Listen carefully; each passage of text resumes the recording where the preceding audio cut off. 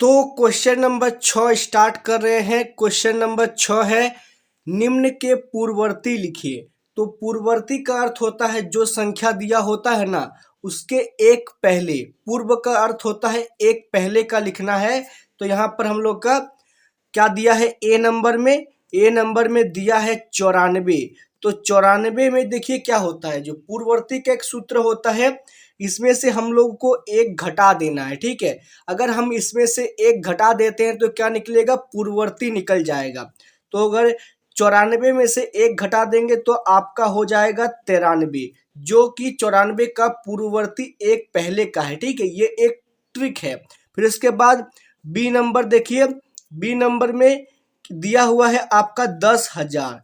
10,000 दिया हुआ है। अगर इसमें से हम लोग एक माइनस कर देंगे, यानी पूर्ववर्ती निकालना चाहे तो कितना निकल जाएगा, 9,999। ठीक है, 9,999 निकल जाएगा।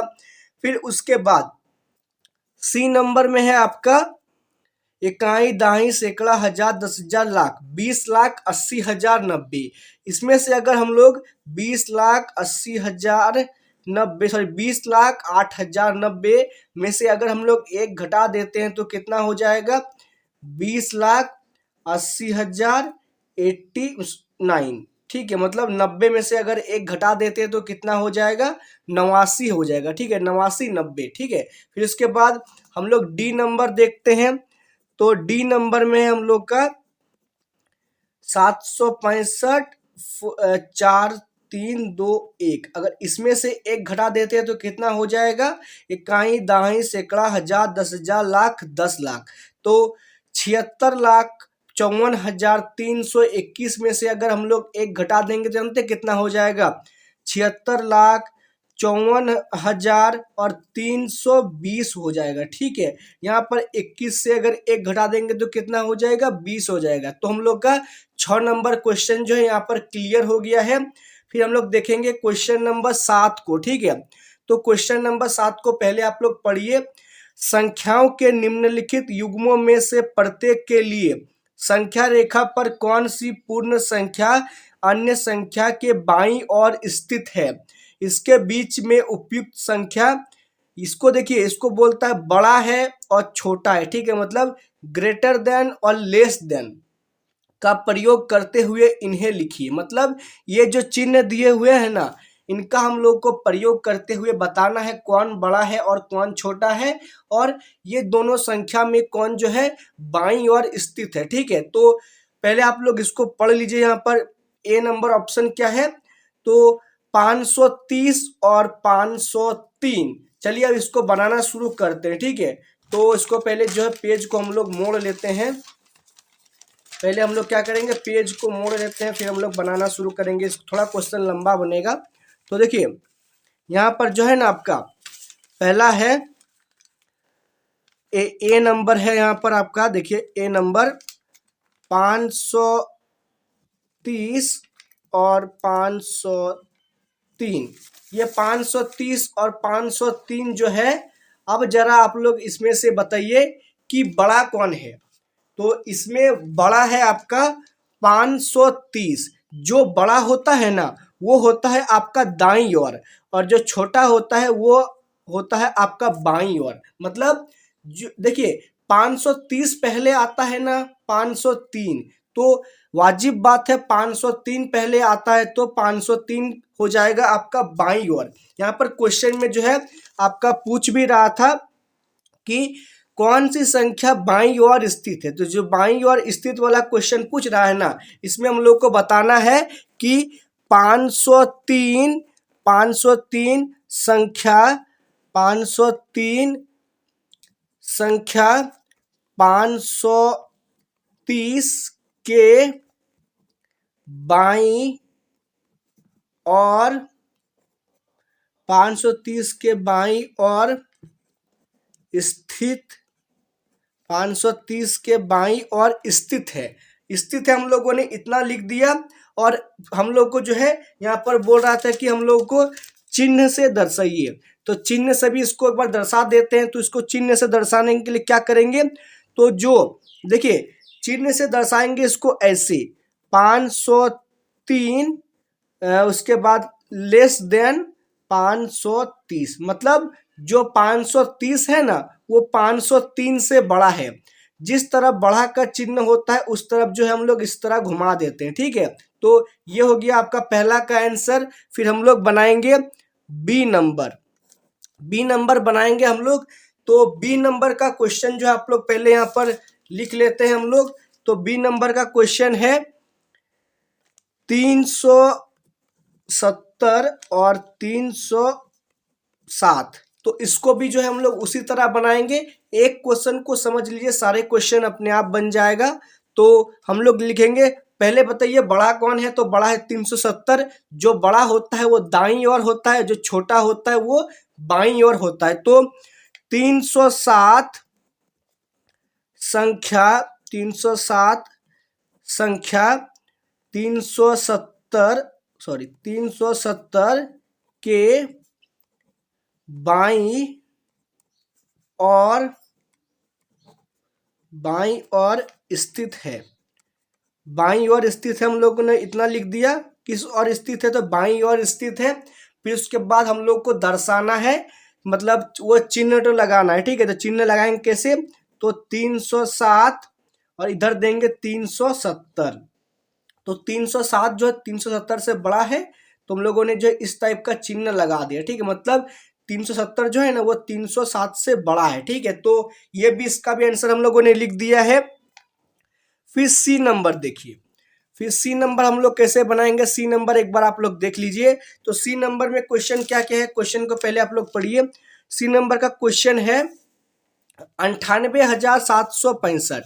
सी नंबर का क्वेश्चन है बच्चों आपका 98,000, यहाँ लिखते हैं हम लोग साथ ही साथ 98,765। और उसके बाद कोमा में हम लोग लिखेंगे कितना? तो 56,789। तो ये क्वेश्चन है। इसको जो हम लोग लिखेंगे कौन सा बाईं ओर? तो पहले बताइए 98,000 बड़ा हुआ ना 56,000। तो 56,000 छोटा हुआ और 98,000 बड़ा हो गया है। तो हम लोग क्या करेंगे? लिखेंगे, यहाँ पर आप लोग थोड़ा लिख लीजिएगा, इस तरह करके चिन्ह दे दीजिएगा। तो चिन्ह दे दीजिएगा यहाँ पर।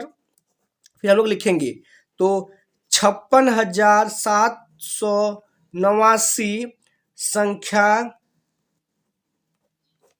98,765 के बाईं और स्थित है, इतना लिख दिया। फिर उसके बाद हम लोग को चिन्ह लगाना है। तो चिन्ह लगाएंगे, छोटा होगा उसको बाईं ओर लिख देंगे। तो 56,000 छोटा है, फिर जो बड़ा है उसको दाईं ओर लिख देंगे। दाईं ओर लिख दिए। फिर हम लोग को जो है चिन्ह लगाना है। तो 98,000 बड़ा है, तो 98,000 के तौर पर इस प्रकार का चिन्ह लगा देंगे। तो सी नंबर का भी आंसर हम लोगों ने देख लिया है। फिर उसके बाद लास्ट है आपका डी नंबर। तो डी नंबर का क्वेश्चन जो है आप लोग पहले देख लीजिए एक बार। तो ये जो है आपका डी नंबर का क्वेश्चन है। इस डी नंबर के क्वेश्चन को हम लोग जो है ना एक बार उतार लेते हैं, ठीक है। तो इसका हो जाएगा आपका 98,000, सॉरी, इकाई दाई सैकड़ा हजार 10,000 लाख 10 लाख। तो 98,30,415 और कोमा में आपका हो जाएगा 10,00,000 23,000 और 1। तो इतना क्लियर है आप लोग का? पहले बोलिए इतना क्लियर है। उसके बाद हम लोग लिखेंगे क्या, ये देंगे। उसके बाद हम लोग अब जिस तरह बनाया था उसी तरह बनाएंगे। छोटा कौन है पहले बताइए आप लोग, पहले जो है पढ़ने सीखिए। देखिए, इकाई दाई सैकड़ा हजार 10,000 लाख 10,00,000। तो ये आपका हो गया 98,00,000। और इसको पढ़िए, इकाई दाई सैकड़ा हजार 10,000 लाख 10,00,000 करोड़। तो क्या हो गया? ये जो है आपका करोड़ में है, ठीक है। तो करोड़ बड़ा होता है ना, 98,00,000 बड़ा होता है। तो 1 करोड़ जो है बड़ा होता है, ठीक है। तो हम लोग इसको बनाने के लिए क्या करेंगे? तो इसका भी हम लोग लिखेंगे, कैसे बनाएंगे इसको बच्चों? तो उसको बनाएंगे हम लोग 98,00,000, फटाफट बनाते हैं, टाइम बहुत हो रहा है। संख्या कितना है? 1 करोड़ 23,000 1 के बाईं ओर स्थित है। तो हम लोगों ने इतना लिख दिया और इसके बाद क्या करेंगे, हम लोग चिन्ह तो लास्ट में लगाना है, तो छोटा सा जगह बचा हुआ है, इस जगह में चिन्ह लगा लेते हैं। जो छोटा है उसको इस साइड लिखेंगे हम लोग, ये तो आपको पता है। तो 98,30,415 और इसके बाद जो बड़ा है उसको इस साइड लिख लेते हैं। बड़ा है भाई तुझको जल्दी लिख लेते हैं। तो बड़ा का चिन्ह हम लोग लगा दिए। तो ये जो है आपका क्वेश्चन नंबर 7 का भी जो है आंसर हम लोगों ने देख लिया है। एक एक करके जो है आप लोग सारे आंसरों को देख लीजिए और कॉपी में इसको नोट करते हुए चलिए। जितने भी मैथ बता रहा हूँ ना, सभी मैथों को जो कॉपी में नोट कीजिए, काफ़ी इंपॉर्टेंट है, ठीक है। तो एक एक करके देख लीजिए, A, B, C और D नंबर का देख लिया और अब जो है क्वेश्चन नंबर 8 शुरू कर रहे हैं, ठीक है। पहले क्वेश्चन पढ़ते हैं। निम्नलिखित कथनों में से कौन सा कथन सत्य है और कौन सा कथन असत्य है। तो सत्य और असत्य कथन का जो हम लोग को बताना है, ठीक है। तो पहला है शून्य सबसे छोटी प्राकृत संख्या है। तो क्या शून्य जो है सबसे छोटी प्राकृत संख्या है? तो इसका जवाब हो जाएगा असत्य। क्या लिखेंगे हम लोग यहाँ पर? असत्य, क्योंकि सबसे छोटी प्राकृत संख्या होती है एक। एक जो है सबसे छोटी प्राकृत संख्या होती है, जबकि शून्य सबसे छोटी परिमेय संख्या होता है, ठीक है। तो उसके बाद बी नंबर देखते हैं। तो बी नंबर है 400 संख्या 399 का पूर्ववर्ती है। तो क्या 400 जो है वो संख्या 399 का पूर्ववर्ती है? तो इसका आंसर हो जाएगा असत्य, क्योंकि 400 संख्या 399 का पूर्ववर्ती नहीं बल्कि पारवर्ती है, ठीक है। तो असत्य का चिन्ह लगा दिए। फिर उसके बाद असत्य का चिन्ह लगाइए या गलत का चिन्ह लगाइए, एक ही होता है, ठीक है। फिर इसके बाद सी नंबर देखिए, शून्य सबसे छोटी पूर्ण संख्या है। तो क्या शून्य जो है सबसे छोटी पूर्ण संख्या है? तो ये कथन जो है बिल्कुल सत्य है, मैंने आपको पहले ही बता दिया था, ठीक है। तो सत्य लगाइए या टिक लगाइए, एक ही है।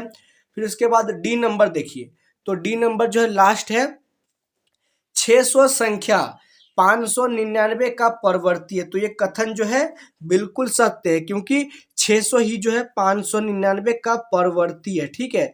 तो डी नंबर क्लियर है। फिर चलिए अब हम लोग बनाएंगे ई नंबर, ठीक है। तो पेज पलट लेते हैं, ई नंबर बनाएंगे हम लोग। तो ई नंबर क्वेश्चन है सभी प्राकृत संख्याएं पूर्ण संख्याएं। तो क्या जो सभी प्राकृत संख्याएं होती है वो पूर्ण संख्याएं होती है? तो हाँ, सत्य हो जाएगा। यहाँ पर हम लोग लिख देंगे सत्य, ठीक है। तो उसके बाद एफ नंबर देखिए, सभी प्राकृत संख्याएं पूर्ण संख्याएं हैं। तो क्या सभी प्राकृत संख्याएं पूर्ण संख्याएं होती है? तो असत्य, नहीं होती है, ठीक है। फिर इसके बाद हम लोग असत्य लिख दिए और गलत का भी चिन्ह दे दिए ताकि आप लोग को आसानी होगा समझने में।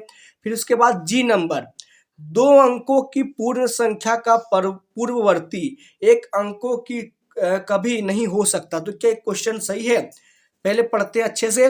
2 अंकों की पूर्ण संख्या का पूर्ववर्ती एक अंकों की संख्या कभी नहीं हो सकती। तो क्या कथन सत्य है? तो ये कथन जो है असत्य है, क्योंकि कभी कभी हो जाती है, ठीक है। तो असत्य लिख दिए हम लोग यहाँ पर।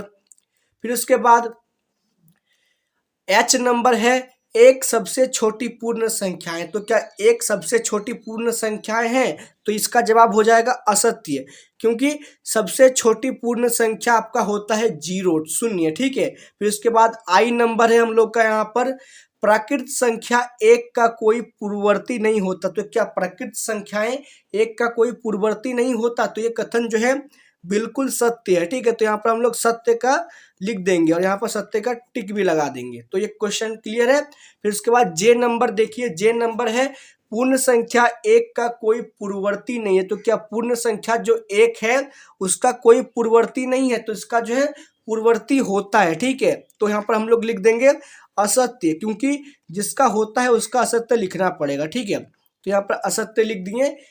फिर उसके बाद के नंबर देखिए। तो उसके बाद के नंबर है यहाँ पर हम लोग का पूर्ण संख्या 13 संख्या 11 और 12 के बीच में स्थित है। तो क्या जो पूर्ण संख्या 13 होता है वो 11 और 12 के बीच में स्थित होता है? तो ये कथन जो है बिल्कुल असत्य है, क्योंकि जो 13 होता है ना वो 11 और 12 के बाद होता है, क्योंकि 11, 12 और 13 मतलब बाद में आ गया। तो क्या लिखेंगे हम लोग यहाँ पर? असत्य लिख देंगे। तो असत्य हम लोगों ने यहाँ पर लिख दिया है। फिर इसके बाद पूर्ण संख्या, देखिए एल नंबर लिखा हुआ है, पूर्ण संख्या 0 का कोई पूर्ववर्ती नहीं है। तो क्या जो पूर्ण संख्या 0 है इसका कोई पूर्ववर्ती नहीं है? तो ये कथन जो है सत्य है, क्योंकि 0 का कोई पूर्ववर्ती नहीं होता है, ठीक है, वही सबका पूर्ववर्ती होता है। फिर उसके बाद एम नंबर देख लीजिए, 2 अंकों की संख्या का परवर्ती सदैव 2 अंकों की संख्या होती है। मतलब जो 2 अंकों की परवर्ती होती है वो सदैव 2 अंक की संख्या होती है। तो ये कथन जो है असत्य है, ठीक है, क्योंकि कभी कभी जो है नहीं होता है। तो हम लोग का जो है क्वेश्चन नंबर 8 भी क्लियर हो गया है। आप जो सारे आंसरों को लिख लीजिए कॉपी में। यहाँ पर इसके ए नंबर से आंसर शुरू हो रहा है और यहाँ पर ई नंबर से आंसर जो है शुरू हो रहा है। धीरे धीरे आंसर को जो लिखते चलिए, मैं इसको आगे कर देता हूँ। सभी आंसरों को कॉपी में जो आप लोग नोट कर लीजिए। और आज के लिए बस इतना ही, और इसी के साथ आपका ये वीडियो समाप्त होता है। उम्मीद है आपको ये वीडियो पसंद आया होगा। अगर ये वीडियो पसंद आए तो आप जो इस वीडियो को लाइक कीजिए, हमारे चैनल को सब्सक्राइब कीजिए। तो मिलते हैं आपके साथ किसी नेक्स्ट वीडियो में। जय हिंद, जय भारत।